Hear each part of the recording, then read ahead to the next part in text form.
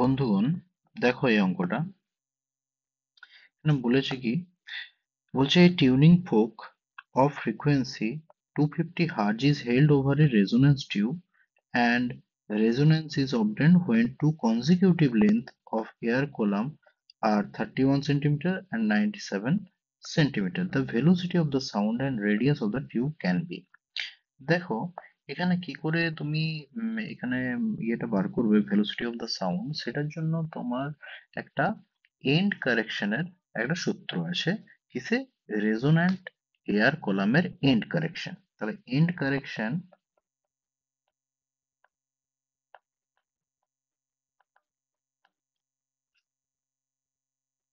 কারেকশনের যেটা ফর্মুলা, সেটার থেকে আমরা পাচ্ছি যে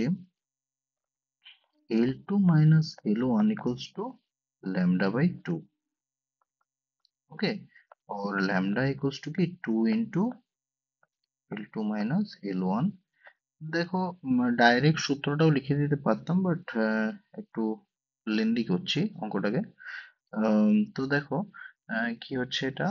দেখো ভেলোসিটি সমান আমরা কি জানি, velocity equals to frequency into wavelength.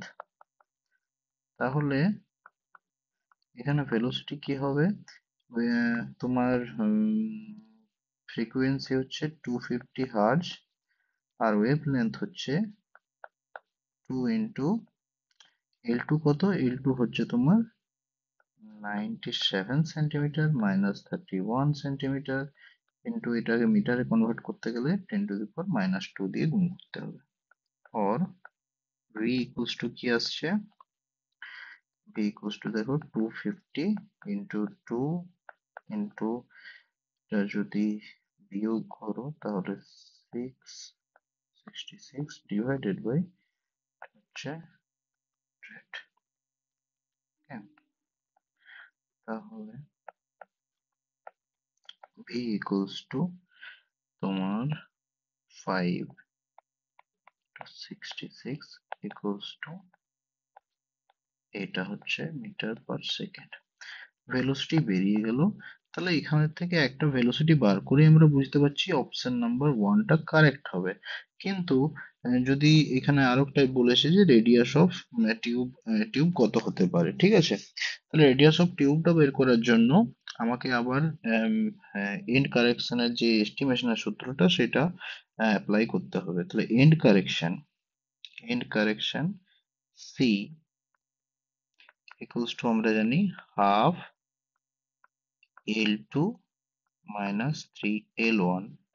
এখানে L2 টা হচ্ছে 97 আর L1 টা হচ্ছে 31। এটা একটা ফর্মুলা আছে। আর কি হয়, end correction C equals to হয় তোমার 0.6 আর আরটা হচ্ছে তোমার রেডিয়াস অফ দ্য টিউব। এটা বার করার দরকার ছিল না, কারণ এখান থেকে আমি অপশন থেকে বুঝে যাচ্ছি যে অপশন নাম্বার ওয়ানটা কি হবে বলো, কারেক্ট হবে। তো দেখো এটা থেকে আমি তাও বার করে দিই। দেখো এই দুটো ইকুয়েশন থেকে কি পাচ্ছি, 0.6r equals to half 97